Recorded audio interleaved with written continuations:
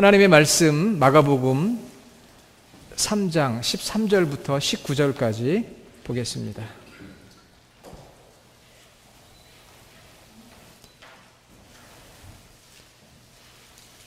의자를 옮기셔서 이렇게 앞을 쳐다보셔도 돼요.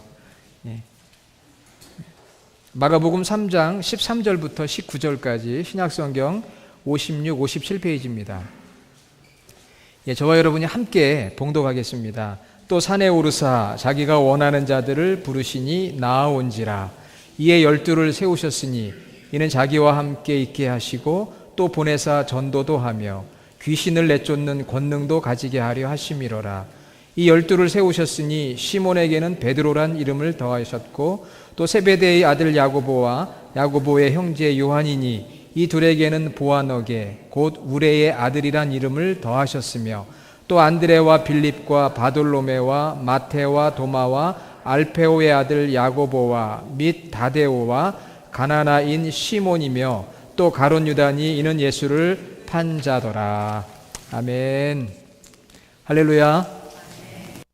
오늘 새가족 환영회가 더불어 있기 때문에 좀 마음도 분주하고 그러실 텐데 또 말씀에 집중하는 시간이 되기를 원합니다. 지난주에 저희가 마가복음을 읽어갔습니다. 저도 마가복음을 읽으면서 우리 예수님의 그 삶과 사역을 다시 한번 생각해 봤어요. 그러면서 예수님의 그 삶의 특징이 무엇일까? 한번 따라해 봅시다. 따로 또 같이. 따로 또 같이. 예수님의 삶의 특징은 따로 또 같이. 따로라는 것은 홀로, 영어로 하면 alone, 홀로. 그 다음에 같이, 이것은 영어로 하면은 with. 그러니까 홀로 계시기도 하고 함께 하시기도 하고, 그 예수님의 삶의 특징입니다. 따로 홀로 무엇을 했느냐? 기도하셨어요. 따로 홀로 기도하셨습니다. 우리 PPT 한번 같이 볼까요? 자, 우리 같이 한번 읽어보겠습니다. 마태복음 14장 23절부터 무리를 보내신 후에 기도하러 따로 산에 올라가시니라. 저물매 거기 혼자 계시더라.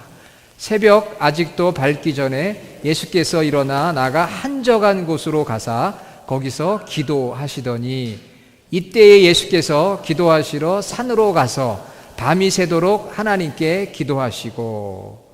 자, 여러분 그 스크린 보시면 예수님께서 따로 산에 올라가셨다고 그랬죠. 혼자 계셨다고 했습니다.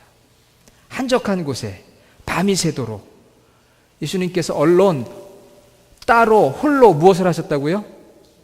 기도하셨어요. 기도. 산에 가서 기도하시고 밤이 맞도록, 밤이 새도록. 예수님도 기도를 통해서 하나님 아버지와 계속 교제하셨습니다.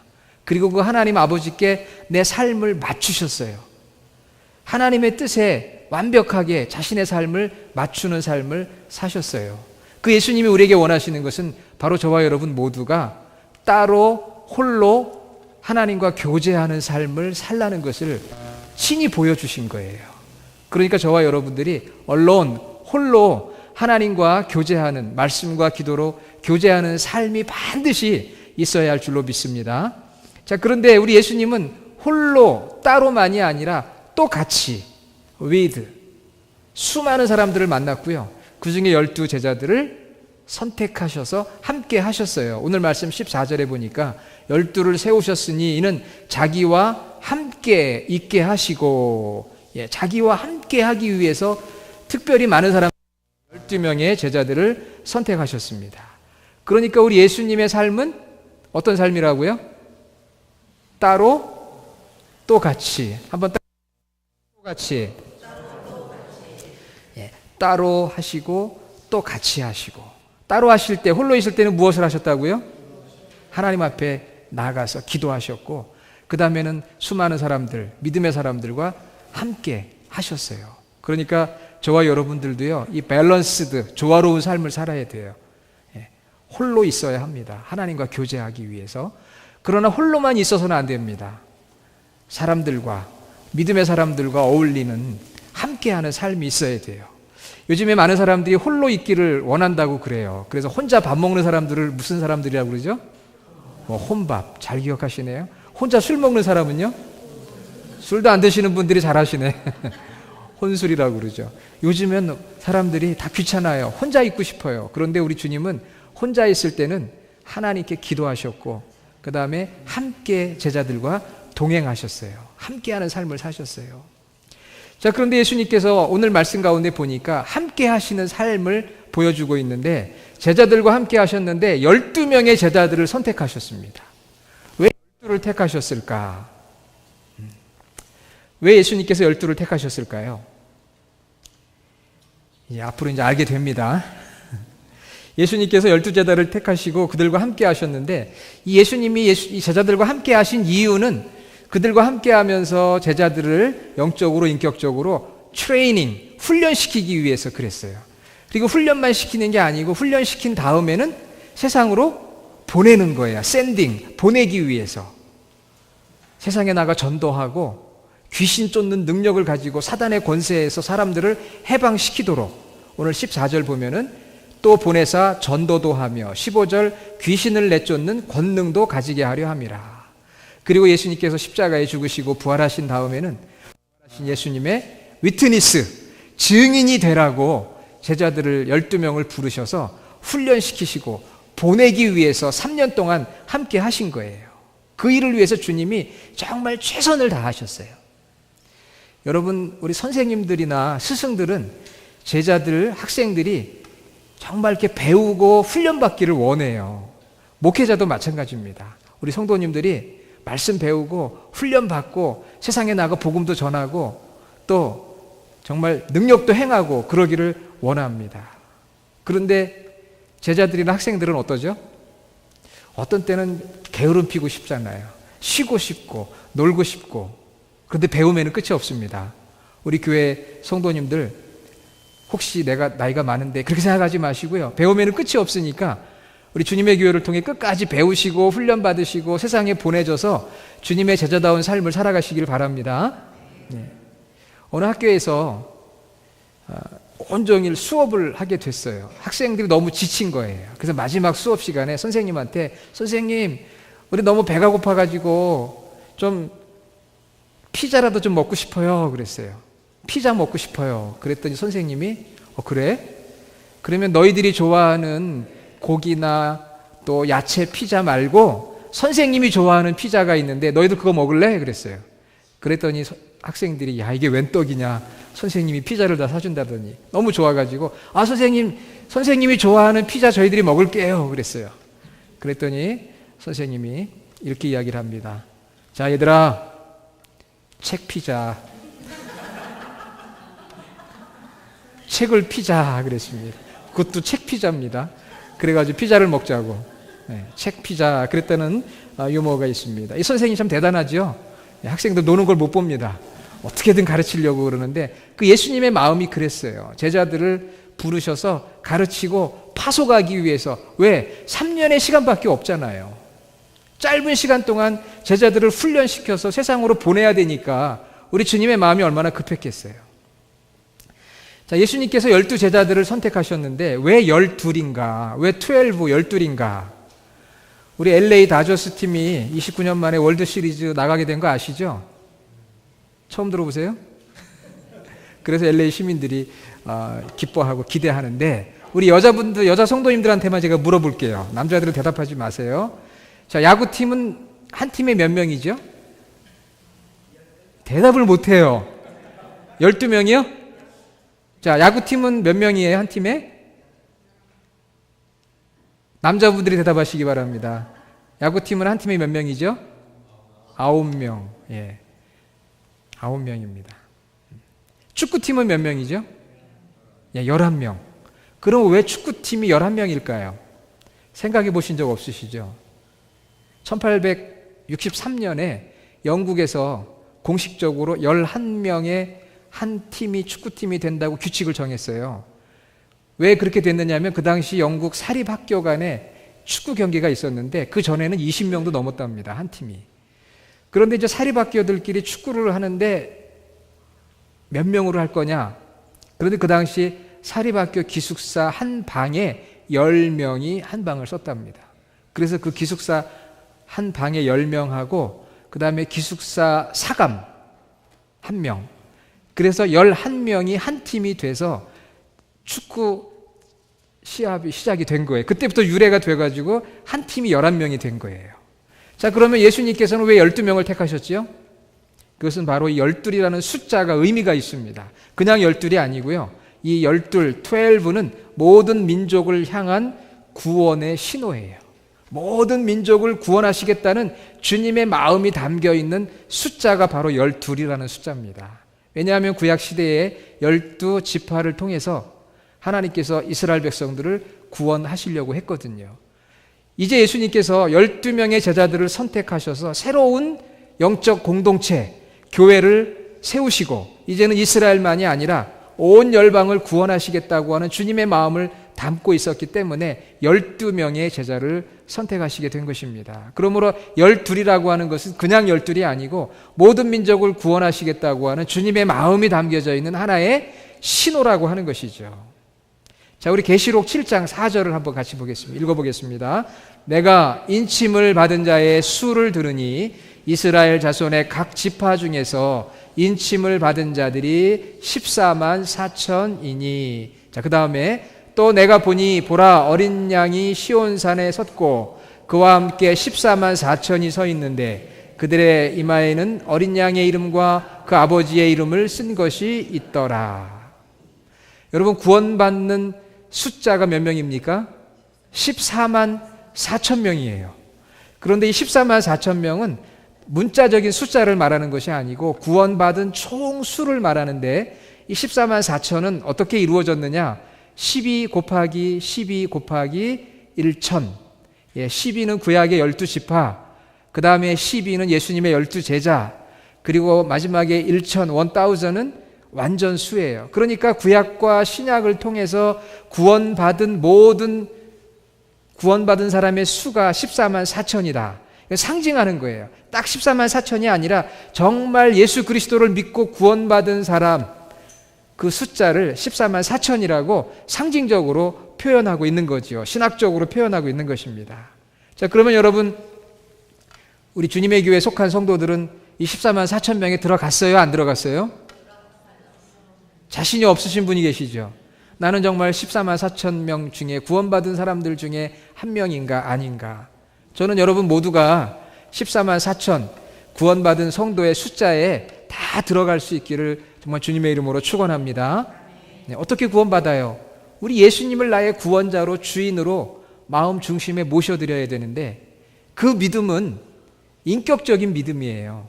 인격이라는 것은 지정 의지를 말합니다. 그 예수님이 나를 위해서 이 땅에 오셔서 십자가에서 나의 모든 죄를 대속하시고 죽으신 하나님이라는 사실을 내가 지식으로만 받아들이는 것이 아니고 그래서 그분 앞에서 나의 죄를 회개하고 내 삶을 그분 앞에 드리는 나의 이 하트가 있어야 되는 것이에요.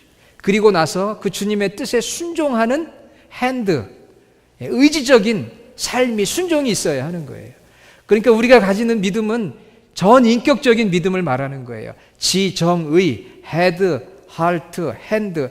이 지정의지적인 믿음으로 예수님을 나의 구원자로 주님으로 받아들여야 이 14만 4천 인침을 받은 성령이 우리 안에 내주하시는 구원받은 성도가 될 수 있습니다. 우리 주님의 교회의 모든 성도들이 이렇게 다 구원받는 14만 4천의 성도들이 되실 수 있기를 다시 한번 주님의 이름으로 축원합니다. 그러니까 여러분, 예수님의 12제자를 생각하면 12명이래 그게 아니고요. 예수님께서 이 인류를 구원하시기 위해서 12이라는 숫자를 정하시고 택하셨구나. 그러니까 예수님께서 나를 부르신 이유도 역시 우리가 예수님의 제자잖아요. 온전한 제자가 되기 위해 노력하고 있지 우리 다 제자입니다. 제자 같지 않은데요. 아니에요. 오늘 여러분이 예배드리기 위해 이 자리에 나오셨기 때문에 우리 다 예수님의 제자인데 우리 예수님의 제자는 이 12이라는 숫자를 기억해야 돼요. 나를 부르신 것은 나를 훈련시켜서 말씀과 기도로 훈련시키고 성령의 능력으로 붙으셔서 세상으로 예수님이 나를 보내기 위해 나를 부르셨구나. 그 예수님의 마음을 우리가 알아야 되는 거죠. 그러니까 오는 곳으로 만족해서는 안 됩니다. 여러분이 이곳에서 훈련 받아야 돼요. 그리고 나서는 세상으로 보내져서 다른 사람을 구원하는데 쓰임받는 사람이 되는 것, 이것이 바로 제자의 삶인 거죠. 할렐루야. 그 제자의 삶을 우리가 꼭 알아야 됩니다. 자, 오늘 본문에 보니까 예수님의 12제자의 이름이 나와요. 이름.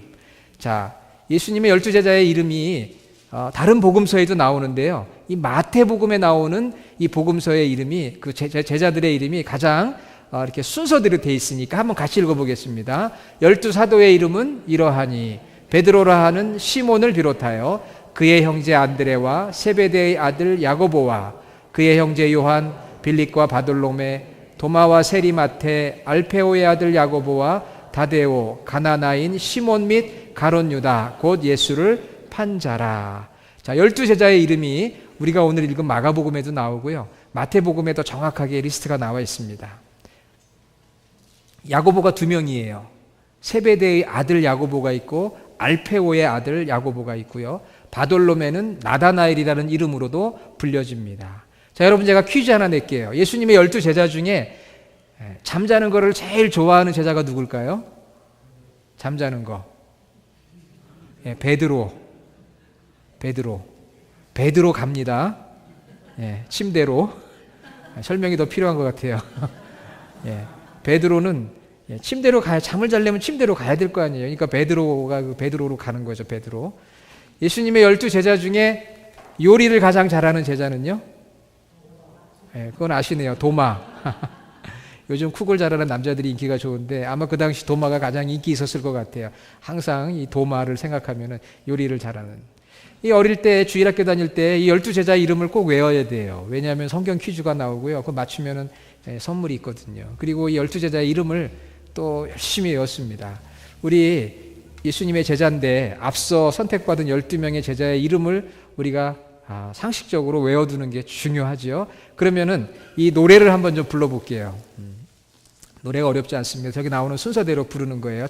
제가 먼저 한번 부르고 난 다음에 다 같이 한번 불러볼게요.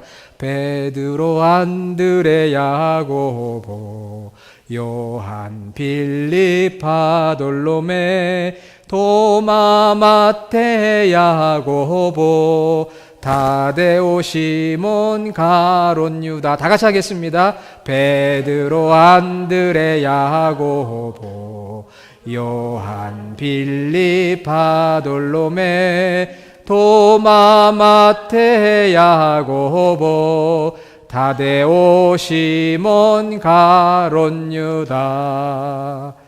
우리 주님의 교회 성도님들의 12제자의 이름 다 기억하시길 바랍니다. 네. 자, 근데 12제자의 이름을 보면서 이 12제자들이 사실 인간적으로는 그렇게 하나 되기가 쉽지 않은 사람들이에요. 왜냐하면 12명 중에 시몬이란 사람은 반정부, 반혁명 세력인 가나안 사람 시몬이거든요. 또 마태는 세리 출신입니다. 로마, 친로마적이고 정부 지향적인 사람이에요. 그러니까 요즘으로 말하면은 예수님의 12제자 안에 극단적인 극우주의자가 있는가 하면은 극좌주의자가 있는 거예요. 우리 교회도 그렇잖아요. 어떤 분은 트럼프 대통령을 막 좋아하는 분도 있지만 어떤 분은 또 막 싫어하는 분이 있어요. 한국의 대통령을 막 좋아하는 분도 있지만 싫어하는 분들도 있어요. 근데 그분들이 만나서 이야기하면 어떻게 돼요? 핏대 올리고 싸우잖아요. 나 그래서 그 교회 안 가고 싶어. 그 교회는 뭐 트럼프 좋아하는 교인이 있대. 그래서 교회 안 갈 거예요? 그렇지 않습니다. 예수님의 제자들 중에도 시몬이 있는가 하면은 마태가 있었어요. 또 말보다는 행동이 앞서는 베드로 같은 사람. 그리고 오늘 성경에 보니까요, 17절에 우레의 아들, 야고보와 요한을 우레의 아들, 천둥의 아들이라고 그랬어요. 천둥처럼 벼락같이 화를 내는 그런 야고보와 요한이 있었습니다.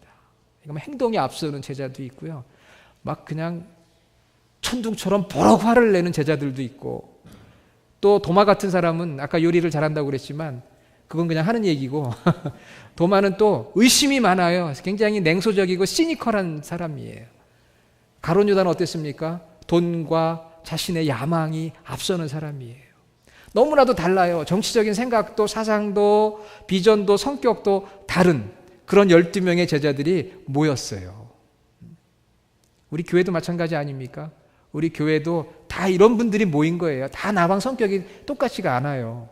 지난번 수련회 때 우리 기질 테스트 했잖아요. 어떤 사람은 굉장히 주도형이고, 어떤 사람은 사교형이고, 어떤 사람은 안정형이고, 어떤 사람은 신중형, 다양한 사람들이 모였거든요. 그런데도 하나의 공동체를 이루어서 주님과 함께 3년 동안 훈련을 받고 세상에 파송이 되어 교회를 세우는 인물들이 되었다는 것은 얼마나 대단합니까? 그러니까 우리가 예수님의 12제자를 생각할 때마다 세상을 구원하라고 하나님이 우리를 예수님이 제자를 부르셨구나, 그 생각할 뿐만이 아니라, 그래, 예수님의 12제자들 안에도 보면은 다양한 사람들이 있었대. 우리 교회 안에도 다양한 사람들이 있어. 그렇지만 우리는 하나가 돼야 돼. 성격 급한 사람도 있고 느린 사람도 있고 마음에 안 드는 사람도 왜 없겠어요? 정치적인 견해를 달리하는 사람들도 있습니다. 그래서 갈등과 분열이 생기는데 하나가 됐어요. 어떻게 하나가 됐느냐? 그 비결을 우리가 알아야 돼요.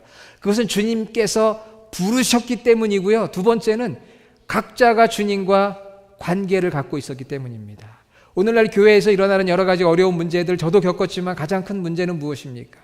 교회 안에 성도들이 성도들과 관계만 갖지 각자가 주님과 관계를 갖지 못하기 때문에 어떤 문제가 생겼을 때 사람의 의견에 귀를 기울이고 사람 중심이 되어 버리는 거죠. 그러니까 먼저 예수님과 친해지시기를 바랍니다. 우리 교회 오면은 누구랑 내가 친해질까? 나랑 고향이 같은 사람이 누군가? 나랑 정치적인 견해가 같은 사람이 누군가? 혹은 나랑 나이가 같은 사람이 있나? 나이도 중요합니다. 그러죠? 그래서 어떤 분들이 교회 오실 때 꼭 물어봐요. 목사님, 그 교회에 저랑 나이 비슷한 분이 있어요? 있습니다. 얼마든지 있어요. 오세요. 그러죠. 다 중요해요. 출신, 배경. 그러나 더 중요한 것은 우리가 예수님과 개인적인 관계를 갖는 것이 먼저라는 거예요. 주님과 개인적인 관계가 스트롱하면 다른 어려움들을 우리가 이길 수 있어요. 그러니까 예수님의 12제자를 보면서 그런 생각을 하는 거죠. 우리 정말 하나 돼야 되는구나. 어렵지만 하나 되는데, 하나 되는 비결은 내가 먼저 주님을 굳게 붙들어야 되는구나. 그래야 시험에 빠지지 않습니다. 또 예수님의 12제자의 이름을 보니까 그 중에 마지막 절에 가롯 유다니 이는 예수를 판자더라 그랬어요. 12명이 있었지만 그 중에 한 사람은 배반자였습니다. 이 말씀을 읽으면서 우리에게 주님이 원하시는 것은 충성하는 제자가 되라는 말씀을 주시는 거예요. 충성하는 자가 되어라. 충성하는 자. 예수님의 12제자를 생각하니까 11명은 마지막까지 순교도 하고, 사도 요한은 물론 순교하지 않았지만, 그리고 가롯 유다는 배반을 했구나. 나는 어떤 제자가 될 것인가? 나는 충성하는 제자가 되어야 되겠구나. 그것이 주님이 우리에게 원하시는 거예요. 일본에는 한류 스타들의 열성 팬클럽이 많습니다. 예전에 우리 한국 배우들이 일본에서 얼마나 인기가 좋은지 몰라요. 그런데 그 팬클럽에 가입하려는 조건이 하나 있습니다. 그것은 그 한국 드라마의 주인공인 아무개가 나오는 드라마를 무려 50번 이상 봐야 돼요. 50번 이상 그 드라마를 봐야만 그 팬클럽 멤버가 될 수가 있습니다. 무엇을 말하는 것입니까? 충성을 말하는 거예요. 얼마만큼 충성하느냐. 팬클럽의 회원이 되려고 해도 50번 이상을 보면서 충성도를 보여주어야 팬클럽 회원이 되는데, 여러분, 우리는 예수님의 팬클럽입니까? 아니면 예수님의 제자들입니까? 팬클럽보다 제자도는 훨씬 높은 거예요. 그러면 우리 예수님 나오시는 마태, 마가, 누가, 요한복음, 복음서 몇 번 읽어야 돼요? 네? 팬클럽이 되려도 50번 드라마를 봐야 된다는데, 예수님의 제자가 되고 예수님에게 훈련받고 세상으로 파송되기 위해서는 적어도 예수님의 모든 말씀과 행동이 기록되어 있는 마태, 마가, 누가, 요한, 가스풀, 복음서 몇 번 읽어야 돼요? 따라해 봅시다. 나이만큼 읽자. 정답은 거기에 있어요. 왜? 우리 교회는 다 50이 넘거든요. 여기 30대가 있으면 제가 그렇게 말 못하는데, 나이만큼 읽자. 그러니까 여러분들이 성경을, 구약, 신약을 다 읽어야 되죠. 당연히 한 번 이상 읽어야 됩니다만은, 예수님이 나온, 내가 예수님의 제자인데 예수님이 어떤 분이고 그분의 인격이 어떤지, 예수님이 어떻게 살았는지는 알아야 될 거 아니에요. 드라마 50번 보는데 이거 50번 읽어야 되잖아요. 그러니까 1년에 한 번씩 나이만큼은 읽으셔야 되는데, 생각하니까 아찔하잖아요. 열심히 부지런히 이 복음서를 읽으셔서 정말 그 주님을 따르는 충성스러운 제자가 다 되시기를 주님의 이름으로 부탁을 드립니다. 자, 마지막 우리 저기 사진 하나 볼게요. 잘 안 보이시는데 이 사진은 팔이 없는 예수님 상이에요. 잘 안 보이시죠? 팔이 없는 예수님 상. 2차 세계대전 후에 독일이 패망하고 독일 남부 어느 마을에서 복구 작업이 일어났는데 그때 교회도 폭파가 돼가지고 교회 복구 작업을 하기 시작했습니다. 그런데 그 복구 작업하는 그 잔해 속에서 이 예수상이 나온 거예요.